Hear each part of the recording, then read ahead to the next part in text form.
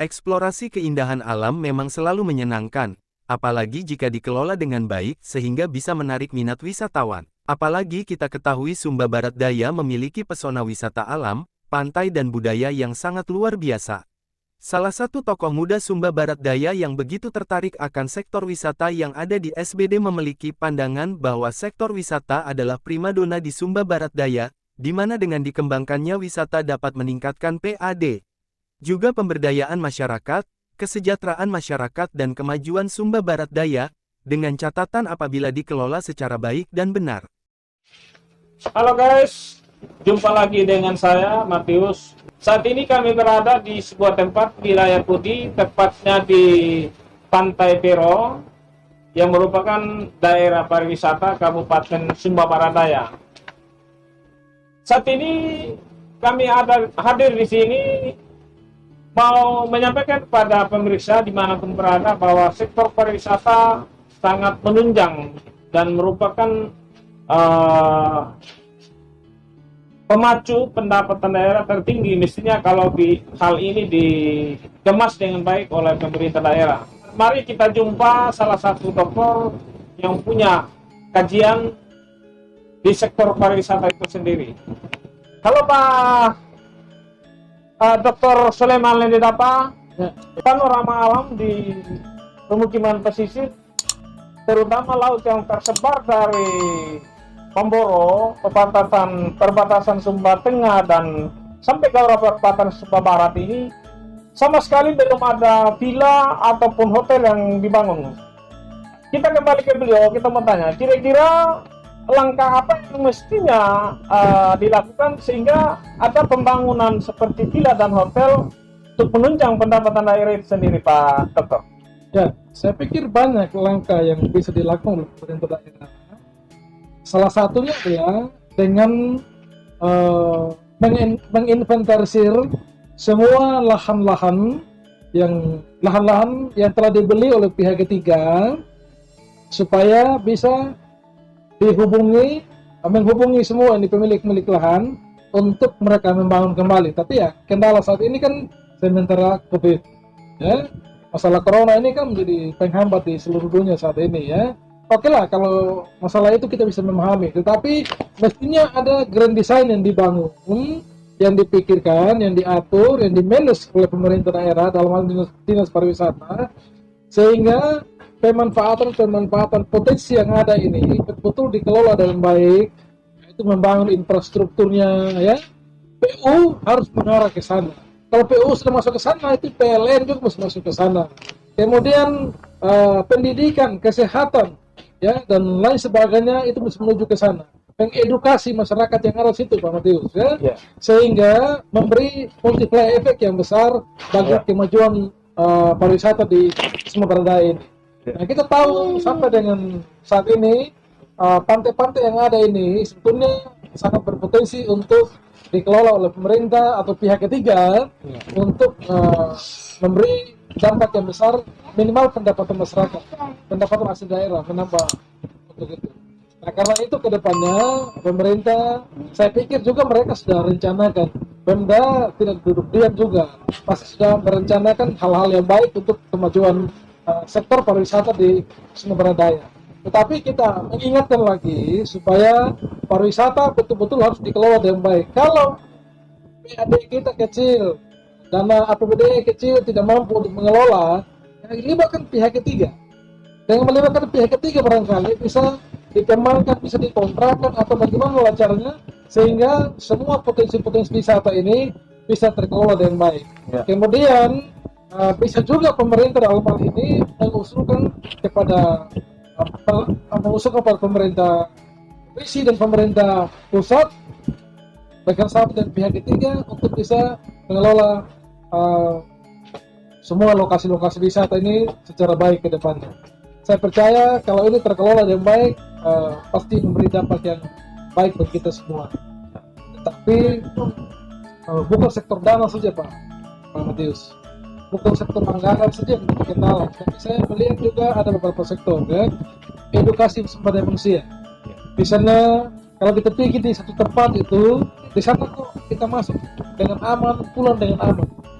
Kalau kita di Sumba Barat Daya ini itu ada beberapa lokasi yang tamunya itu bahkan sudah banyak yang sudah muat di berita, muat di Facebook, mereka tidak nyaman. Misalnya ketika masuk ke satu tempat, pertama misalnya dari penjaga pantai, penjaga lokasi di situ banyak yang minta uang, tapi itu sifatnya ilegal, tidak masuk dalam pendapatan daerah. Kemudian yang kedua, akses menuju ke situ itu juga terkendala. Yang ketiga, saya melihat juga sarana prasarana pendukung ketika seseorang atau wisatawan domestik maupun asing datang ke situ tidak memadai untuk dia bisa nyaman tinggal di situ. Nah, inilah beberapa kendala. Kemudian juga tidak ada publikasi yang sifatnya kontinu dan intensif dilakukan, ya. Dan bagaimana melakukan sosialisasi secara kontinu dan intensif kalau sarana prasarananya serba terbatas, kalau pengelolaannya masih serba terbatas, sarana prasarana yang ada ya apa adanya, terkelola hanya secara masih sifatnya tradisional. Nah, ini yang kita minta pada ke depan, kita mendukung pemerintah daerah ini. Ya, salah satu adalah desa wisata. Nah, kalau bilang desa wisata, mestinya setiap desa yang punya lokasi-lokasi seperti ini yang bisa dikembangkan untuk wisata, yang bikin menopang mereka pemerintah desa untuk membuatkan namanya perdes. Nah, kalau perlu lebih tinggi lagi bikin perda, sehingga pengelolaan pariwisata itu betul-betul terkelola secara mandiri, baik, benar, dan berkelanjutan ke depan. Namun tentu kita memberikan apresiasi bagi pemerintah daerah juga yang sudah melakukan beberapa aksi, misalnya di Pantai Wekuri, dan beberapa tempat yang lain masih tradisional. SDM-nya masih terus dibenahi, sarana-prasarananya, dan kemudian sosialisasinya terus diintensifkan, kemudian daya dukung yang lain. Saya pikir itu. Ya. Terima kasih Pak Dr. Soleman Ridapa. Rangkuman tentang bagaimana manajemen pengelolaan sektor pariwisata, saya pikir para pemeriksa di mana berada ini luar biasa dan singkat, padat, dan jelas. Benar bahwa sektor pariwisata ini sangat menunjang dari sisi pendapatan daerah yang belum dikemas dengan baik. Kalau kita lihat daerah lain seperti Manggarai Barat, income wilayah di sektor pariwisata mencapai 1,2 triliun, sementara Sumba Barat Daya kita masih nihil. Di Sumba Barat sudah bisa mencapai 50 sampai 75 miliar, Mungkin sudah lebih sedikit lagi karena beberapa desa ada pembangunan lagi seperti ya. Nah, ini bagaimana sistem transformasi bidang pariwisata ini juga harus dipikirkan mungkin Pak Dokter. Kira-kira bagaimana menurut Pak Dokter sendiri? Ya, memang mengembangkan pariwisata, Pak Matius, bukan ansi tanggung jawab pemerintah saja. Itu ada keterlibatan dari multi stakeholder yang ada di Sumatera Daya, di NTT, di Indonesia, bahkan di luar negeri. Yang perlu melibatkan gitu. Perlu membuka ruang-ruang komunikasi, membuka konsultasi, ya, minta pendapat. Bagaimana? Bikinlah pertemuan-pertemuan bagaimana memajukan wilayah. Kalau pemerintah merasa pemerintah daerah dalam hal ini merasa misalnya kayak kesulitan sekali mengembangkan, saya pikir ada pihak-pihak ketiga yang bisa ikut berpartisipasi membangun. Namun salah satu yang saya lihat adalah kita melihat juga sudah ada pembangunan hotel bintang 5 juga di Kecamatan Kodi saat ini, ya, sementara dikerjakan. Nah, ini salah satu embrio sebetulnya untuk merangsang tumbuhnya pariwisata di Sumatera Daya ini. Tetapi menurut saya sebelum masuk kepada hal yang terlalu besar ini, yang paling utama adalah pembenahan yang kecil-kecil dengan nama APBD, PAD yang kecil, kemudian melibatkan masyarakat desa, kerjasama dengan pemerintah desa yang punya anggaran 1,5 miliar dan 2 miliar dan sebagainya. Ini kalau dikelola secara integrasi itu, saya percaya akan ada manfaat yang besar bagi kemajuan kita bersama ke depan. Tak bisa kita berpikir sesuatu yang besar tanpa melibatkan yang kecil, tanpa melakukan yang kecil. Itu mau naik 100 tangga, tapi tangga 1, tangga 2 tidak pernah kita naik, tidak pernah sampai di tangga yang ke 100. Gitu ya. Jadi inilah hal-hal yang saya ingin sampaikan. Pertama, kita tetap memberikan siap bagi pemerintah daerah yang sudah melakukan beberapa aksi nyata saat ini, tapi itu tidak cukup karena kita punya pantai ini sangat luas. Itu potensi untuk dikembangkan sangat luar biasa, karena itu butuh pengembangan yang lebih cepat lagi, lebih progresif lagi di tahun ini dan tahun-tahun yang akan datang. Terima kasih Pak Dokter. Saya pikir semoga ide dan gagasan yang baik ini dapat bermanfaat bagi kita semua, terutama sistem pemerintahan yang saat ini berkompeten mengelola daerah ini, terutama Sumba Barat Daya ini bisa memperhatikan sektor pariwisata itu karena salah satu sektor yang sangat menunjang keberlanjutan daerah ini ke depan. Lalu saya mau minta pesan dan kesan Pak SND terkait sektor ini ke depannya bagaimana? Ada pesan mungkin? Ya,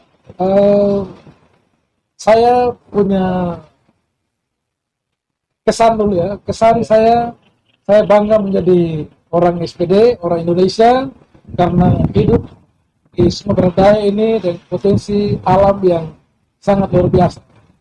Wisata itu bukan hanya dikembangkan di sektor pantai, ya, tapi wisata itu bisa dikembangkan di wisata alam, wisata budaya, wisata pantai, dan lain sebagainya. Nah, mari kita dukung pemerintah ini supaya mewujudkan itu desa wisata. Kalau desa wisata ini bisa dilakukan, maka saya percaya akan ikut mempercepat penanggulangan kemiskinan di Sumatera Barat Daya. Yang kedua, saya berharap juga kepada Pak Bupati dan juga dinas terkait, ini 5 orang pelopor desa ini yang ditempatkan di setiap desa, ya, menghabiskan 1 tahun 99 juta. 1 tahun untuk 1 desa itu 99 juta. Kalau 173 desa itu menghabiskan 17 miliar lebih. Nah, kalau ini dipakai untuk pemberdayaan masyarakat, akan banyak sekali masyarakat yang bisa mendapat manfaat. Tetapi saya tentunya percaya Pak Bupati dan stafnya punya grand design yang besar untuk mengembangkan pelopor desa ini, menerapkan pelopor 5 orang sarjana pelopor desa ini, khususnya di sektor wisata ini, supaya betul-betul ada dampak yang besar bagi kemajuan desa wisata di Sumatera Barat Daya. Dan sarjana-sarjana yang lain ditempatkan di situ juga, saya percaya itu bukan hanya sekedar untuk balas baik atau apa yang telah dilakukan sebagai tim kemarin, tetapi saya percaya itu tujuan adalah untuk betul-betul membangkitkan kemajuan bagi desa ini. Nah, yang saya lihat sekarang itu masih ada kekurangan, misalnya job description-nya apa ya bagi 5 orang sarjana per desa ini, ya. Kemudian apa batasan-batasan kerja mereka, ya, gitu ya, sehingga terukur kerja mereka ketika mereka ada di tingkat 5 orang di setiap desa dan membawa dampak yang besar ke depan. Saya percaya bahwa kalau ini terkelola dengan baik,